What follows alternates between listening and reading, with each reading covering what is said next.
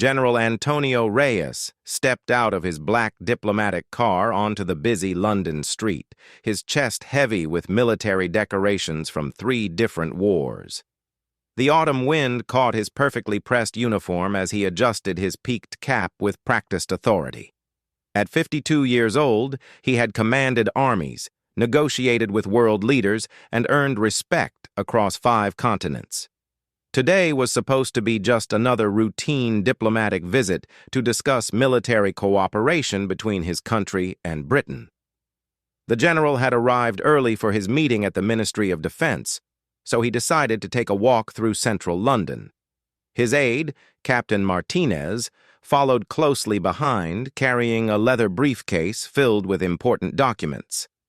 As they walked down Whitehall, the towering buildings of government seemed to whisper stories of power and tradition that stretched back centuries. "Sir, we have about 30 minutes before the meeting," Captain Martinez said, checking his watch nervously. He knew his general's personality well. Antonio Reyes was not a man who enjoyed waiting, and he certainly was not impressed by ceremony or tradition that he considered outdated. The general nodded and continued walking with the confident stride of someone who had never been told no by anyone who mattered. His sharp eyes took in the old architecture, the tourists with their cameras, and the busy traffic. Everything seemed so formal, so stuck in the past. In his home country, things moved faster, were more practical, more modern. As they approached the entrance to Horse Guards Parade, General Reyes noticed a crowd of tourists gathering around something. His curiosity got the better of him, and he walked over to see what was drawing their attention. There, standing perfectly still in a small wooden box-like structure, was a Queen's Guard. The soldier wore the famous red tunic and tall black bearskin hat that had become a symbol of British tradition around the world. The guard stood motionless as a statue, his eyes fixed straight ahead, completely ignoring the dozens of tourists who were taking photographs and chatting excitedly around him. Some visitors tried to make the guard smile or react, waving their hands in front of his face or making silly poses next to him.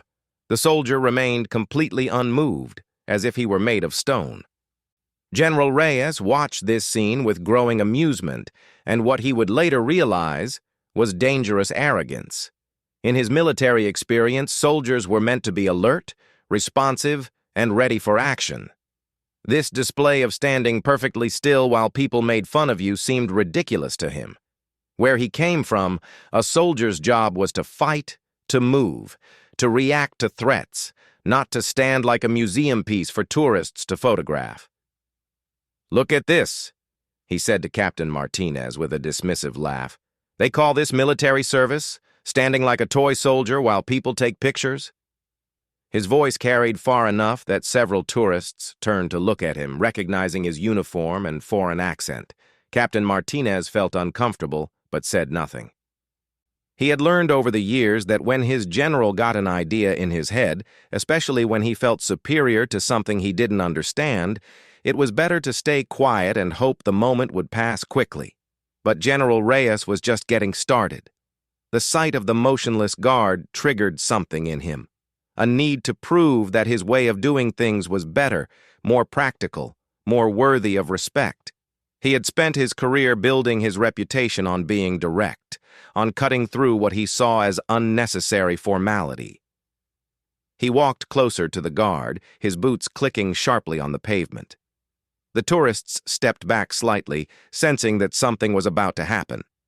The general studied the young soldier's face, looking for any sign of awareness or reaction. The guard's expression remained completely neutral, his breathing steady and controlled.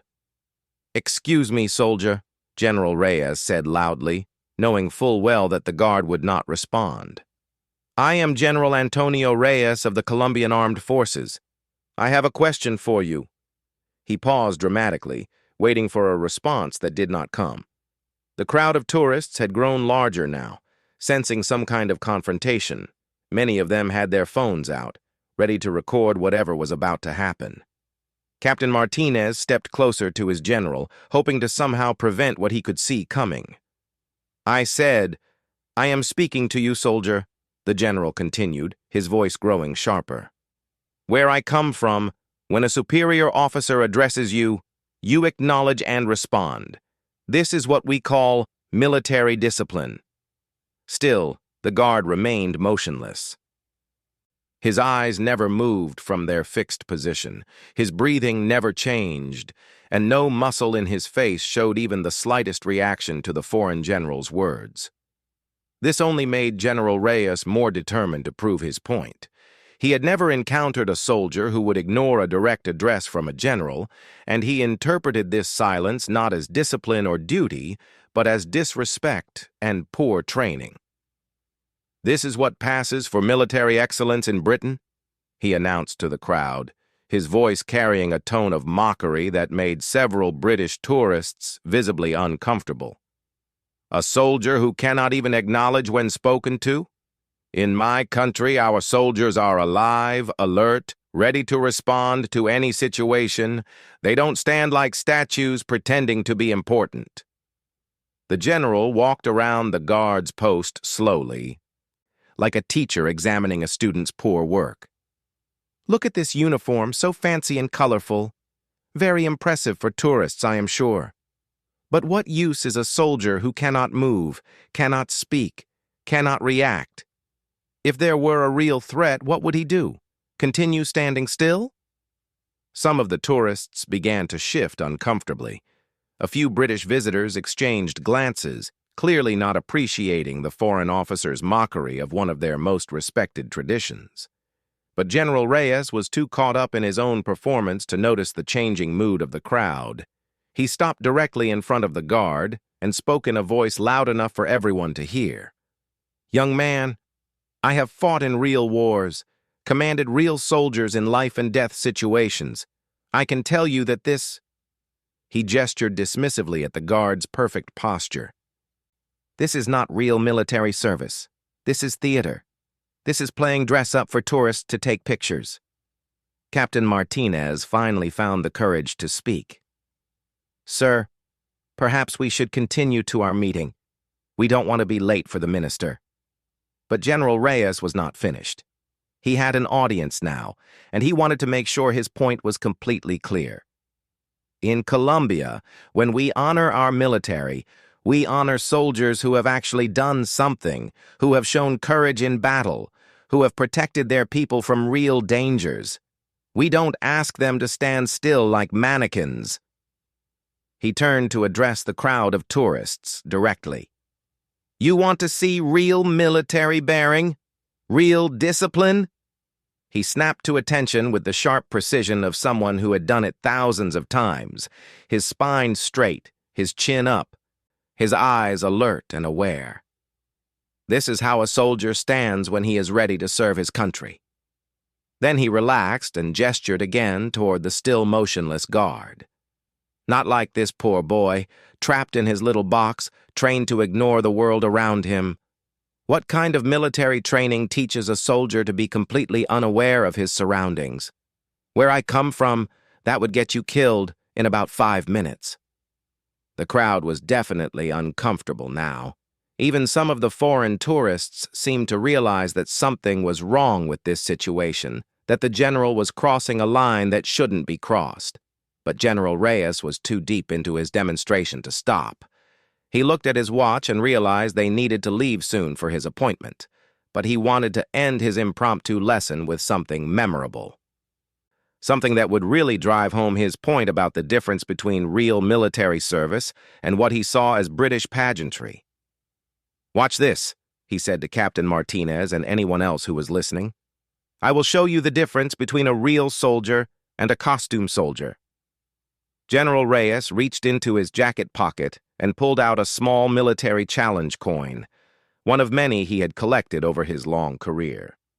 These coins were given to recognize exceptional service and were considered sacred among military personnel. He held it up so the crowd could see it clearly. This coin represents real military achievement, he announced. It was given to me by the American general who commanded joint operations against drug cartels. Earned through actual combat, actual sacrifice. He walked closer to the motionless guard, and, before Captain Martinez could stop him, placed the coin on the narrow ledge of the sentry box, just inches from the soldier's polished boots. "Let's see how long your statue soldier can ignore this," he said with satisfaction. "Where I come from, no real military man could stand there and pretend not to see a challenge coin placed at his feet. It would be an insult to everything we represent." But the guard's eyes never moved downward. His breathing remained steady, his posture perfect, his face showing absolutely no acknowledgement that anything had happened. The crowd watched in tense silence as seconds turned into a full minute, then 2 minutes, with no reaction whatsoever from the soldier. General Reyes felt his face beginning to flush with embarrassment and anger. He had expected at least some small reaction, some tiny break in the guard's composure that would prove his point about the superiority of his military training. Instead, he was being made to look foolish in front of dozens of tourists who were now clearly recording everything on their phones. "Incredible," he muttered, loud enough for others to hear. Completely disconnected from reality. This is what happens when you turn soldiers into tourist attractions instead of warriors. Captain Martinez quietly moved closer to his general. "Sir, we really should go now. The meeting—" But their departure was interrupted by the sound of approaching footsteps. A tall man in civilian clothes was walking toward them with purposeful strides. He wore a dark suit and moved with the kind of quiet authority that immediately caught everyone's attention. The tourists began to step back, sensing that something was about to change. "Excuse me," the man said in a crisp British accent, addressing General Reyes directly. "I'm Inspector Williams, Metropolitan Police. I understand there's been some kind of disturbance here." General Reyes straightened up, his military bearing returning as he faced what he assumed was just a local policeman concerned about crowd control. "No disturbance, Inspector. I was simply having an educational discussion with these tourists about different approaches to military service." Inspector Williams looked at the challenge coin still sitting on the ledge of the sentry box, then back at the general. His expression was polite, but there was something in his eyes that suggested he knew exactly what had been happening. "I see.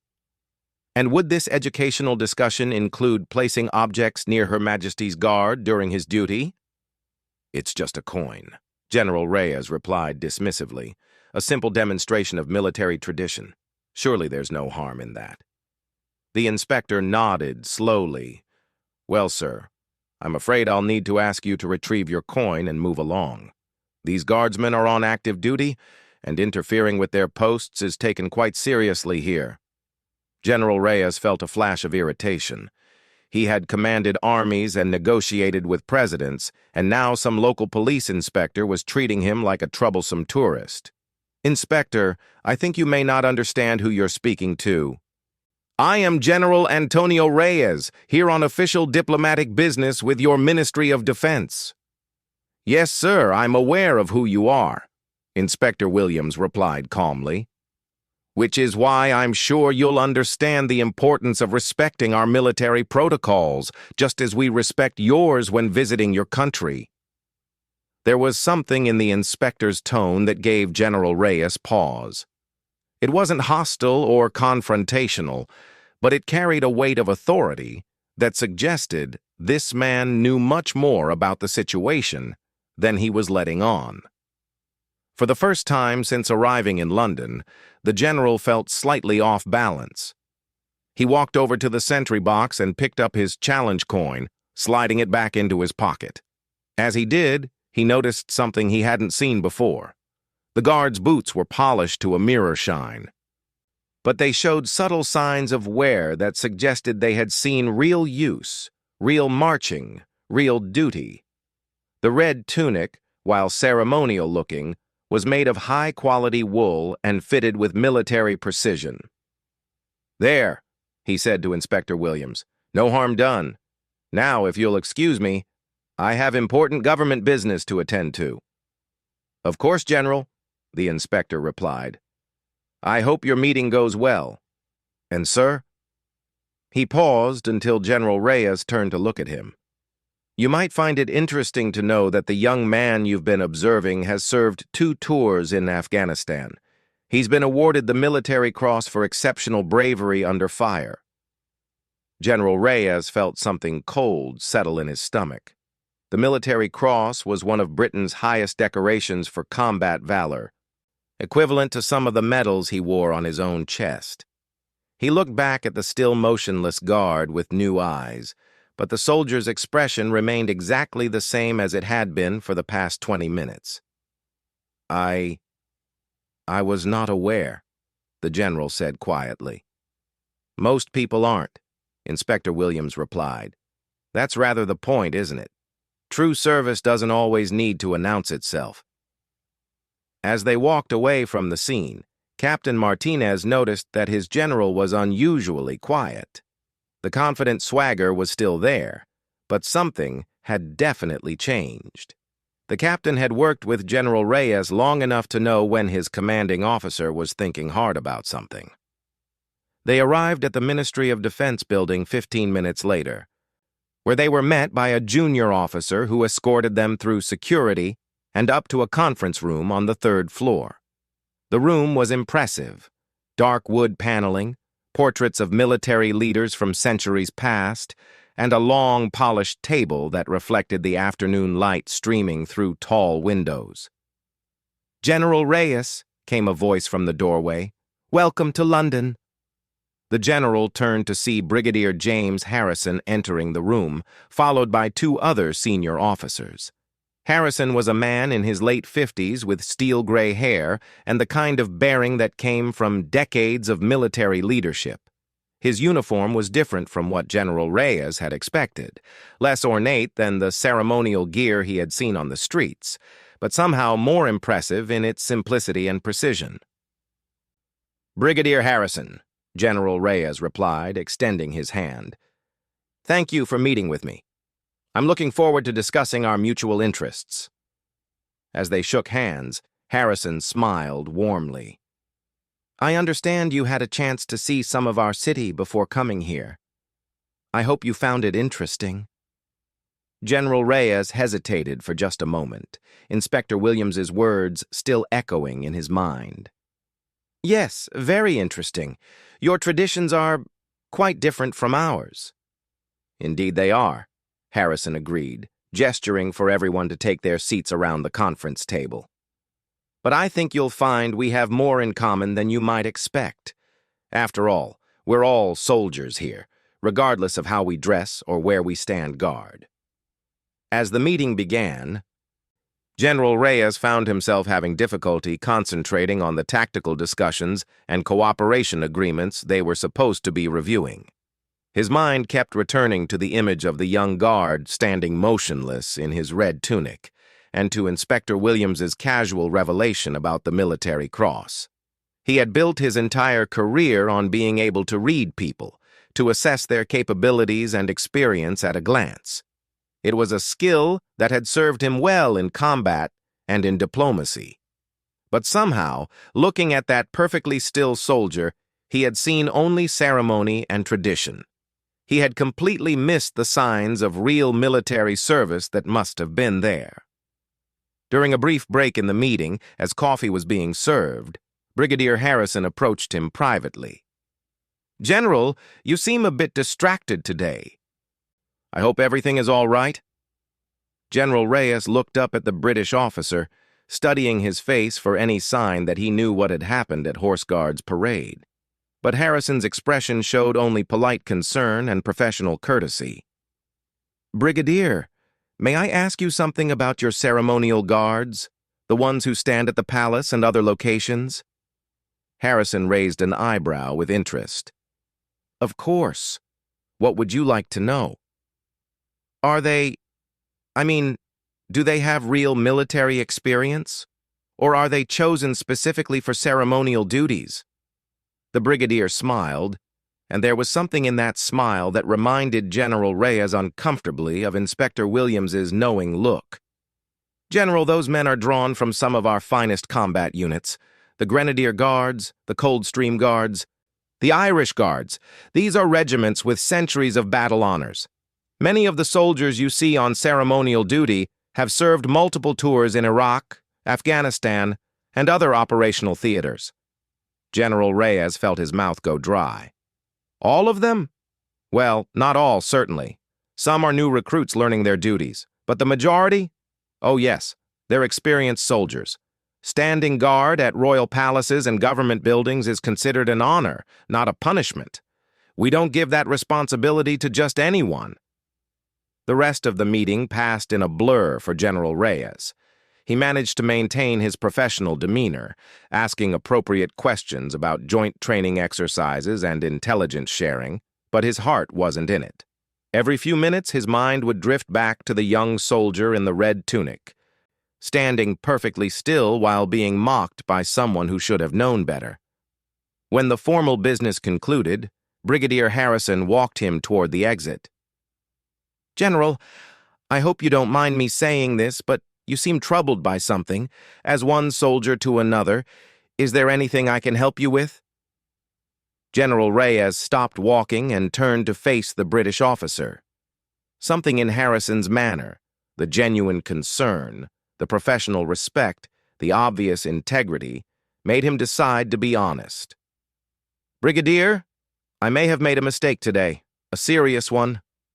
He paused, choosing his words carefully. "Before coming here, I encountered one of your guards. I'm afraid I spoke inappropriately. I questioned his training, his discipline. I treated him with disrespect." Harrison's expression grew more serious, but not angry. "I see. And now you're having second thoughts about that interaction?" Inspector Williams mentioned that the soldier had been awarded the Military Cross for service in Afghanistan. General Reyes's voice was quiet now, almost subdued. "I had no idea. I saw only the ceremony, the tourist attraction. I completely failed to see the man inside the uniform." The brigadier was quiet for a long moment, studying the foreign general's face. "Which post was this, if you don't mind my asking?" "Horse Guards Parade. A young man with dark hair, very disciplined posture. He never broke his stance, not even when I—" General Reyes couldn't finish the sentence. The memory of his behavior was becoming more embarrassing with each passing hour. "Ah," Harrison said knowingly. "That would be Guardsman Mitchell. Good man. Very good man indeed." He paused, seeming to make a decision about something. "General, would you have time for a brief detour on your way back to your hotel?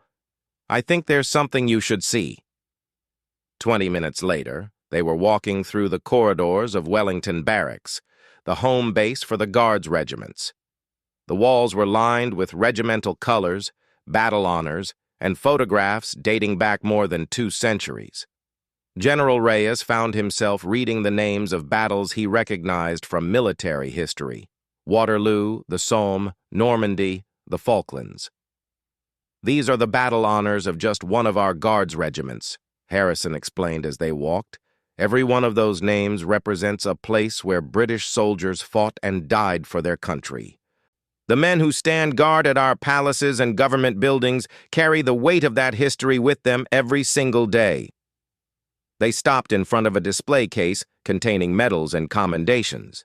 Harrison pointed to a particular decoration, the Military Cross that Inspector Williams had mentioned. "Guardsman Mitchell earned that in Helmand Province," Harrison said quietly. "His patrol was ambushed while providing security for a village medical clinic. 2 of his mates were wounded by an improvised explosive device. Mitchell held off the attackers for 40 minutes while calling in helicopter support and providing medical aid to his injured comrades. He saved their lives." General Reyes stared at the medal, feeling something heavy settle in his chest. "How old is he?" 23. He's been with the regiment for 5 years. Deployed twice to Afghanistan, once to Iraq. When he's not on ceremonial duties, he's a section leader responsible for training new recruits." They continued walking, passing more displays of military history and achievement. Harrison stopped at a photograph showing a group of soldiers in combat gear standing in front of an armored vehicle in what was clearly a desert environment. "That's Mitchell's section," Harrison said, pointing to a young face in the front row. "Taken just before their last deployment ended. 3 of those boys didn't make it home." General Reyes studied the photograph, looking at the faces of young men who had volunteered to serve their country in dangerous places far from home. Guardsman Mitchell looked even younger in the combat photo. But there was already something in his eyes that spoke of responsibility and experience beyond his years. "The standing guard duty," General Reyes said slowly. "It's not punishment or busy work, is it?" "Far from it," Harrison replied. "It's one of our highest honors. These men represent not just the current military, but centuries of British military tradition. They stand there as symbols of our commitment to duty, to service, to the protection of our nation and its values. Every tourist who takes a photograph, every child who stares in wonder, every foreign visitor who stops to watch, they're seeing the embodiment of British military pride." They walked on in silence for a few minutes, passing offices where uniformed personnel were going about the business of training, administration, and preparation for deployment. It was clearly a working military facility, not a museum or ceremonial showcase. "The discipline required to stand perfectly still for hours," Harrison continued, "while people try to make you laugh, while they mock you, while they test your patience. That's not theatrical training, General. That's mental toughness of the highest order. These men have to ignore discomfort, ignore provocation, ignore everything except their duty." General Reyes thought about his own military experience, the times he had been required to maintain composure under pressure. Standing in formation while under mortar fire, remaining calm during tense negotiations with hostile forces, keeping his troops focused during long, dangerous patrols. But those had all been situations where he could respond, where he could take action, where he could fight back or move or speak. Standing perfectly still while someone questioned your training, your courage, your worth as a soldier, and being unable to defend yourself or explain your service. That required a different kind of strength entirely. "I owe that young man an apology," General Reyes said finally. Harrison stopped walking and turned to face him. "That's not necessary, General. He was doing his job. He won't have taken your words personally." "But I will have," General Reyes replied. "I cannot return to my country knowing that I dishonored a fellow soldier who was serving his nation with distinction. It doesn't matter whether he took offense or not. What matters is that I behaved in a way that was beneath the uniform I wear." The British brigadier studied the foreign general's face for a long moment. There was something in Harrison's expression, respect, perhaps, or recognition of one professional soldier acknowledging his mistake to another. "Very well," Harrison said, "but you should understand that approaching a guard while he's on duty would be highly irregular. There are protocols, procedures that must be followed." "Then tell me what they are," General Reyes replied. "I'll follow whatever protocol is necessary." Harrison smiled slightly. "Mitchell's shift ends at 6 o'clock. After he's relieved and has completed his post-duty procedures, he'll be returning here to change out of his ceremonial uniform. If you were to be waiting in the visitors area, it might be possible to arrange a brief meeting." General Reyes checked his watch. It was already 4:30, which meant he had an hour and a half to think about what he was going to say. An hour and a half to figure out how to apologize to a young soldier who had shown more discipline and professionalism in one afternoon than many officers showed in their entire careers. "There's something else you should know," Harrison said as they began walking back toward the main entrance. "Mitchell isn't just any guardsman. He's been selected for promotion to Lance Corporal next month. After that, he'll be attending the Royal Military Academy Sandhurst to train as an officer. The Army has identified him as having exceptional leadership potential." The weight in General Reyes's chest grew heavier. Not only had he mocked a decorated combat veteran, but he had done it to someone who represented the future leadership of the British military. Someone whose career and character had been deemed worthy of the highest levels of military education and responsibility. As they reached the main entrance of the barracks, Captain Martinez approached them. He had been waiting patiently, but General Reyes could see the curiosity in his aide's face. This had definitely not been part of their scheduled program for the day. "Captain," General Reyes said, "please call the embassy and cancel my dinner engagement this evening. Tell them I have an important military matter that requires my immediate attention." "Yes, sir," Martinez replied, though his expression showed he had no idea what military matter could have suddenly arisen. Harrison extended his hand to General Reyes. "I'll see that word is passed to Mitchell that you'd like to speak with him. I think he'll be quite surprised, but I'm sure he'll be willing to meet with you." As they shook hands, General Reyes looked directly into the British officer's eyes. "Brigadier, thank you for showing me what I failed to see on my own. It's not easy to realize you've been a fool, but it's necessary sometimes." "We've all been there, General," Harrison replied kindly. "The measure of a man isn't whether he makes mistakes. It's whether he's willing to acknowledge them and make them right." General Reyes spent the next hour and a half in the visitors' waiting area at Wellington Barracks, but he was not really waiting. He was wrestling with emotions he had not expected to feel. As a career military officer, he had always prided himself on his ability to assess situations quickly and accurately. His success in combat and diplomacy had been built on reading people, understanding their capabilities, and responding appropriately. But today, he had failed completely. Worse than that, he had failed in front of dozens of witnesses, and his failure had dishonored not just himself, but the uniform he wore and the country he represented.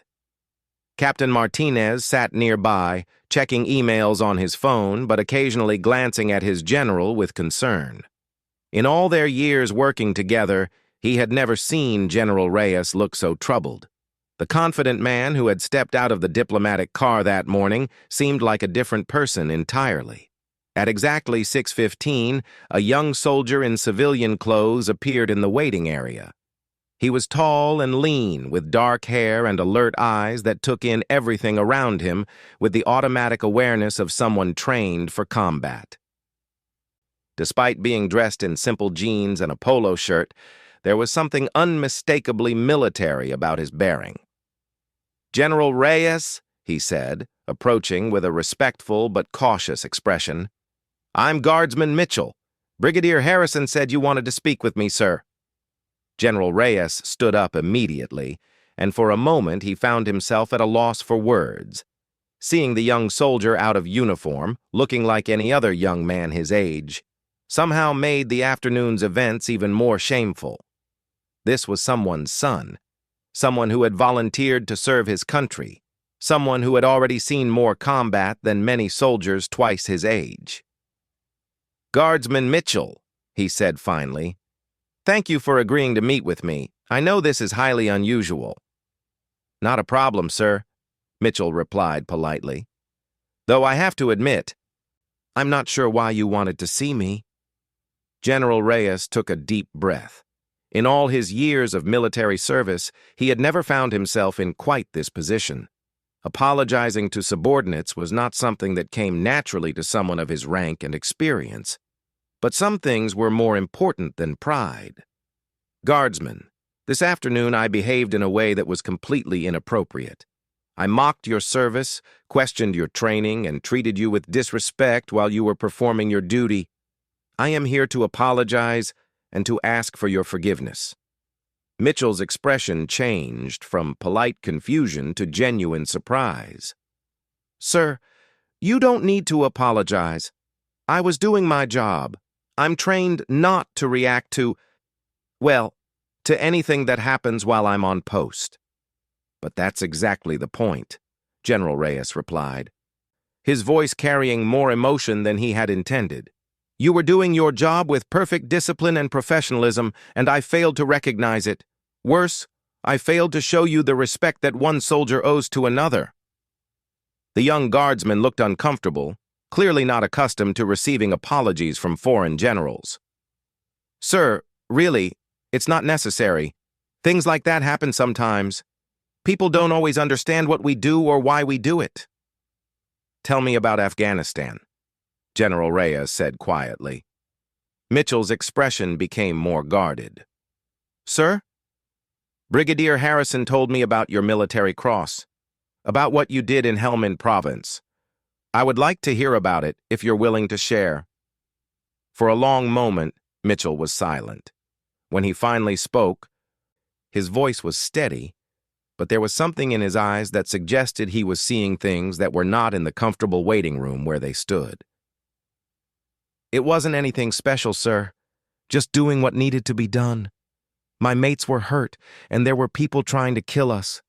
I did what any soldier would have done in that situation. How long did you hold them off? About 40 minutes until the helicopter arrived. Felt longer at the time. General Reyes closed his eyes briefly, imagining what 40 minutes of combat must have felt like for a young soldier responsible for protecting wounded comrades while under enemy fire. How old were you? 21, sir. It was my second deployment. The general felt something break inside his chest. At 21, he had been a newly commissioned officer learning how to lead men in training exercises. This young man had been fighting for his life and the lives of his friends in one of the most dangerous places on earth. Guardsman Mitchell, he said, his voice thick with emotion. When I saw you standing guard today, I saw only ceremony. I saw what I thought was meaningless tradition, soldiers playing dress-up for tourists. I completely failed to see the warrior underneath the red tunic. I failed to see the man who had already proven his courage in battle. Mitchell shifted uncomfortably.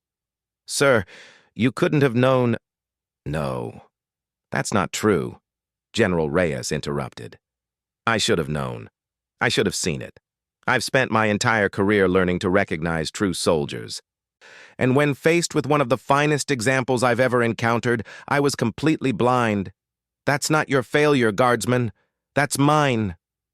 Captain Martinez watched from across the room as his general struggled with emotions he had rarely seen from the man who had always been his model of military composure and strength. The discipline you showed today, General Reyes continued, standing perfectly still while I questioned your training, your competence, your worth as a soldier, that took more strength than most men will ever be asked to show. And you did it with perfect professionalism, never breaking character, never abandoning your duty. That's what we're trained to do, sir, Mitchell replied simply. Yes, but training is one thing, character is another. What you displayed today was not just the result of good training, it was the result of exceptional character. The same character that allowed you to protect your wounded comrades under enemy fire.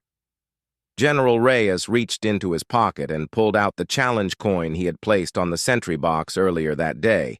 He held it out to Mitchell. I placed this at your post as a test, as a way to prove that you weren't a real soldier. I was wrong about everything, guardsman. You are more of a soldier than many men who wear general's stars. I would be honored if you would accept this coin, not as a challenge, but as a recognition of your service and my respect for your dedication. Mitchell looked at the coin, then back at the general's face. Sir, I can't accept that. You earned that coin through your own service. And you've earned the right to carry it through yours, General Reyes replied firmly. Please, it would mean a great deal to me if you would take it. After a moment's hesitation, Mitchell accepted the coin, turning it over in his hands. It was heavier than he had expected, with intricate engravings that spoke of serious military achievement. There's something else, General Reyes said. Brigadier Harrison tells me you've been selected for officer training at Sandhurst, that you're being promoted to Lance Corporal next month. Yes, sir. I'm very honored by the opportunity. The British Army is fortunate to have you as a future leader. Your men will be fortunate to serve under someone who understands both the ceremonial duties that preserve military tradition and the combat realities that defend freedom. General Reyes paused, choosing his next words carefully. I hope that someday, when you are wearing officers' insignia, you will remember this day not as an example of how foreign officers can be foolish, but as a reminder that true leadership sometimes means admitting when you are wrong. Mitchell stood a little straighter. Yes, sir, I will. One more thing, guardsman. I know that your training prevents you from responding when people try to provoke you while you're on duty. But if you ever find yourself in a situation where someone questions your courage or your service, I want you to know that there is at least one general officer who will gladly testify to your character and your dedication. For the first time since they had begun talking, Mitchell smiled. Thank you, sir. That means more than you know. As they shook hands, General Reyes felt some of the weight lift from his chest. He could not undo what had happened that afternoon, could not take back the words he had spoken or the disrespect he had shown. But he had done what he could to make it right.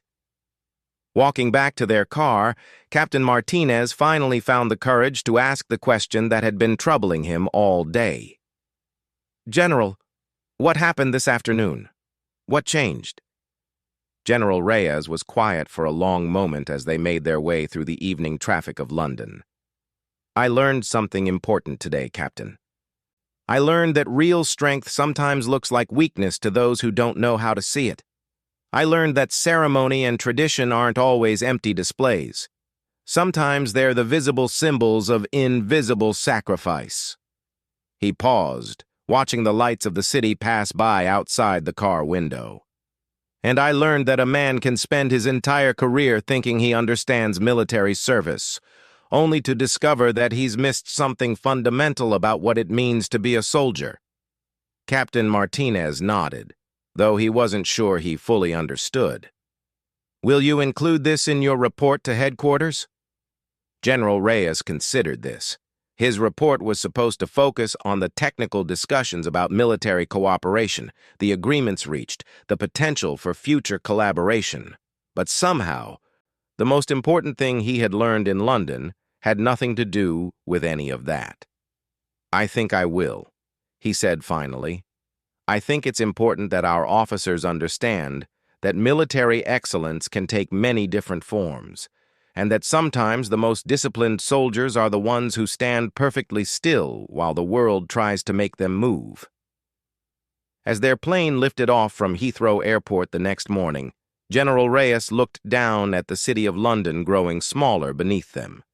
Somewhere down there, Guardsman Mitchell was probably preparing for another day of duty, whether ceremonial or practical. The young soldier would stand at his post with the same perfect discipline, the same unwavering commitment, the same quiet strength that had impressed so many visitors and been completely misunderstood by at least one foreign general. But now, at least, there was one more person in the world who understood what that red tunic really represented, and who would never again mistake ceremony for weakness or tradition for meaninglessness. General Antonio Reyes had learned something in London that no military academy could have taught him, something that would change how he looked at soldiers, his own and others, for the rest of his career. The lesson had been painful, embarrassing, and humbling. But it had also been necessary. And in the end, it had reminded him why he had chosen to serve his country in the first place, not for the authority or the recognition, but for the honor of standing alongside men and women who were willing to sacrifice everything, even their right to defend themselves from mockery, in service of something greater than themselves.